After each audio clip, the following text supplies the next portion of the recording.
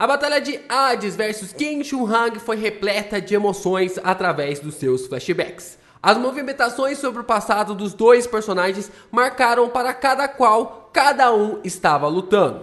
Um lutou para defender a honra da humanidade, sentindo cada dor dos humanos onde passava. E o outro para defender a honra da vida do seu irmão, que havia sido ceifada na batalha contra Sasaki. Agora, os dois cruzam seus caminhos para desempatar essa grande guerra travada entre deuses e humanos.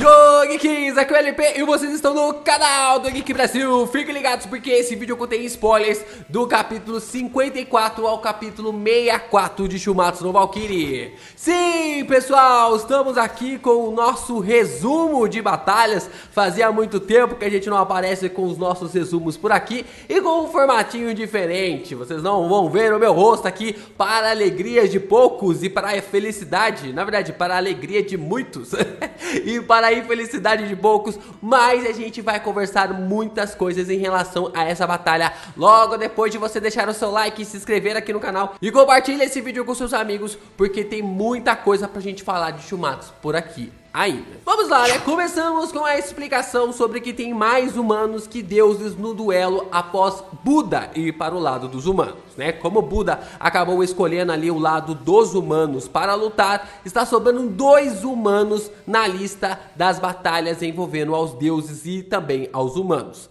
Então, Hades se prontifica a lutar contra os humanos na próxima rodada, o que já marca um diferencial, já que ele não estava na lista inicial recebida e entregue para nós através da Brunhilde. Falando-se então da Valkyria, ela vai atrás do seu herói humano, mas ele já havia partido, assim que o nome de Hades foi definido como oponente contra os humanos. E de quebra acabou surrando o Ares 2 vezes no encontro ali contra os deuses, tanto ali o Hermes quanto também o Ares. Ele acabou então surrando o Ares 2 vezes. Qin Shi Huang se prontificou para lutar contra os deuses, para enfrentar assim o Hades, assim fazendo com que o primeiro imperador da humanidade enfrentasse o imperador do submundo. Em seus caminhos para a luta, Hades fundiu seu bidente com o tridente de Poseidon a pedido ali de Prometeu, um titã que servia diretamente Poseidon, pedindo então para que a vingança contra o seu senhor acontecesse. Enquanto Qin fazia seu volo com a Valkyria Alvit para que pudesse aprimorar ainda mais as suas habilidades.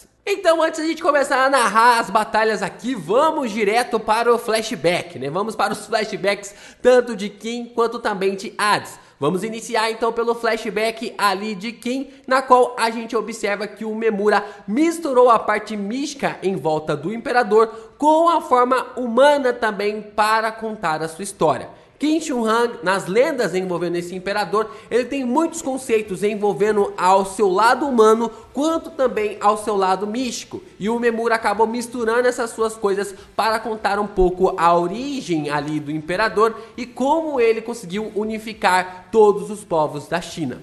Qin Shi Huang foi o príncipe mais amaldiçoado da história. Em 260 a.C., na Batalha de Shenping, o general do exército de Qin, Bai Qin, mandou enterrar vivo em massa os soldados de Zhao capturados. De acordo com Shi Ji, 450 mil homens foram mortos, isso só contando os homens, sem falar das mulheres e das crianças, já que antigamente não se tinha ali esse cuidado de ter um direito da humanidade. Não, se você era civil ou se você era soldado em uma guerra, você tinha o mesmo destino. No ano seguinte, Jishu, um membro da família real de Qin, mantido em cativeiro por Zhao, teve um caso com uma dançarina de Zhao. Nascido em território inimigo, seu filho era um menino chamado de Yin Zheng, que se tornaria conhecido como Qin Shi Huang. Quando o rei Zhao Xiang de Qin invadiu a capital de Zhao, Handan, um soldado, perguntou o que ele faria sobre Yin Zheng, já que ele ainda estava na capital. O rei Zhao Xiang negou saber quem ele era. Com apenas 2 anos de idade, Nian Zheng foi abandonado por seu pai, sua mãe e até mesmo por seu próprio país. Então, sendo abandonado por todos, quem conhece Xun Yan, uma mulher valente que seria sua guarda-costas e a figura de uma verdadeira mãe. No meio então ali das suas proteções com Qin, ela percebe que existe algo de errado com o garoto, pois ele nunca revidava as agressões das pessoas na cidade, já que ele era de Qin e estava vivendo na região de Zhao. Mas quando ela tira a sua camiseta, ela percebe o que estava acontecendo. Qin sentia a dor física das dores das pessoas na qual ele olhava. Era descomunal o que ele conseguia sentir através da compaixão pelos seres humanos. Assim, quando Xun Yan entendeu o que Qin passava, ela passou a respeitar mais o garoto e fez uma venda para que ele não ficasse olhando para todas as pessoas, cuidando dele ainda mais. Mas em uma viagem em uma caravana, Qin acaba sendo atacado e Xun Yan acabou sendo ferida mortalmente defendendo o garoto. Ela começa a falar que, como guarda-costas e sendo da região de Zhao, era claro que Xun Yan odiaria Qin, um príncipe de Qin, por causa do que o rei Qin havia feito ali naquela época, aquele tempo antes mesmo do garoto ter nascido, e que tudo isso acabou levando à morte do seu único filho na época. Ela morre nos braços de Qin e o mesmo acaba cumprindo a sua promessa para Xun de unir todos os povos da China em um único país. Fazer com que as fronteiras do país da China fossem realmente respeitadas tanto pelas pessoas, pelos países de fora, quanto também para que os povoados de dentro da China pudessem viver ou conviver em paz. Mas antes da China ser unificada, Qin foi desafiar um demônio que atormentava todas as regiões. Seu nome era Xiu. Xiu não ligava para a tarefa de governar, desde que os humanos pudessem enviar para ele uma boa quantidade ali de sacrifícios. Claro, sacrifícios humanos. Qin vai até ele e chega de mãos vazias, e então desafia Xiu e consegue vencê-lo, finalizando todas as tarefas para conseguir unificar a China e fazer seu nome ser fundido com a figura mitológica envolvendo ao Imperador Amarelo, mostrando que fazia de tudo para que o bem do seu povo chinês, pudesse acontecer. Por outro lado, temos a história de Hades, e ele era um deus completamente na dele e que só se importava com o bem-estar dos seus irmãos. Após Zeus então vencer Cronos e acabar com o reinado do seu pai, o filho mais novo começou a reinar por todo o Olimpo, se tornando ali o rei dos deuses e também dos titãs. Mas ainda existia algo que não deixava o seu irmão Zeus reinar em paz no Olimpo, que era a revolta de Gaia. Aquilo então ficou conhecido, essa revolta ficou conhecida como a revolta de Gigantomáquia. Com essa revolta de Gaia, a Titã soltou milhares de titãs pelo mundo para atormentar os deuses. Enquanto Poseidon, Zeus, Hermes e Hades e os demais deuses cuidavam dos titãs da superfície, Hades decidiu não participar dessa luta. Poseidon percebeu isso e perguntou para Hermes sobre o que Hades estava fazendo, aonde ele estava, e o mesmo informou que o deus havia se dirigido para o submundo. Quando Poseidon chegou lá, percebeu o quão forte Hades era, ao conseguir derrotar todos os titãs sozinhos que estavam no submundo, enquanto os demais deuses tiveram que lidar com os da superfície, todos eles. Todos juntos foram necessários para derrotar os titãs da superfície, enquanto ali o Hades lidou com todos os titãs sozinho. Naquele momento, Poseidon percebeu o quão forte era Hades e lhe chamou de irmão pela primeira vez. O que mais surpreendeu o deus dos mares é que, mesmo tendo este poder absurdo, Hades nunca quis o trono para si. Para ele, bastava ver os seus irmãos felizes. E é por isso que até mesmo levou o seu irmão Adamas para ser salvo por Beelzebu, impedindo sua morte pelas mãos de Poseidon. É por isso que Hades quis lutar contra a humanidade, porque Poseidon havia morrido de um jeito na qual Hades não poderia salvá-lo. E isso faz até mais sentido para a gente começar a entender porque o nome de Hades não estava na lista inicial da batalha dos humanos contra os deuses. Como ele percebeu que Poseidon havia morrido pelos humanos, ele quis entrar na luta para vingar a morte do seu irmão. Então, com toda a história, com todos os flashbacks dos dois contados, finalmente começamos a batalha entre Kim versus Hades. Logo de cara, quem toma pior é Hades, e assim a gente descobre os poderes dos ataques do imperador chinês. Cada ataque e defesa do Kim estão conectados às armas medievais na qual os chineses usavam em suas guerras, como besta, alabarda, espada, armadura e lança. Quem chama essa técnica de Shiyu e que ele pegou esse poder do antigo demônio na qual o derrotou. Quem tira sarro de Hades perguntando do que ele era imperador mesmo após receber esse grande dano que ele acabou causando no imperador do submundo. Mas Hades não deixaria isso barato. Hades se recupera e os dois ficam em uma discussão em boa parte da batalha sobre o que é ser um imperador.